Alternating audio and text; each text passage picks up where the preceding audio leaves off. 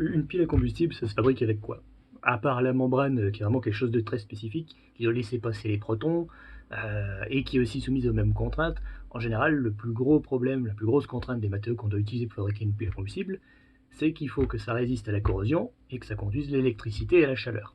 Bon, les matériaux qui résistent à la corrosion et qui conduisent l'électricité et la chaleur, il n'y en a pas énormément, hein. Non, généralement, ce qui conduit l'électricité et la chaleur, c'est les métaux, mais les métaux, ils résistent très mal à la corrosion, à part l'inox, mais l'inox, c'est pas un très bon conducteur, hein. Donc, on utilise généralement du graphite. Le graphite, c'est du carbone, c'est du charbon, en fait, hein. En gros, hein. Alors, c'est à la fois une bonne et une mauvaise nouvelle. Une mauvaise nouvelle parce que bah, le graphite, si vous voulez acheter des plaques de graphite, même sur AliExpress, c'est quand même un peu cher et il vous en faut beaucoup parce que vous allez faire plusieurs cellules. Ça, c'est problématique. Par contre, c'est une bonne nouvelle parce que le graphite, le carbone, je vous ai dit, c'est une espèce de charbon. Donc, quelque part, vous avez du bois, vous savez carbiner. Peut-être qu'il y a moyen de créer un procédé pour produire son propre graphite pour faire ses piles à combustible. C'est une piste à explorer. Par contre, les membranes, y a pas grand-chose, quoi. Il faut des membranes qui résistent à la corrosion et qui conduisent les protons, c'est pas facile.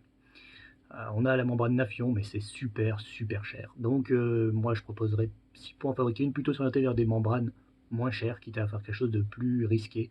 On reparlera de l'élaboration des membranes.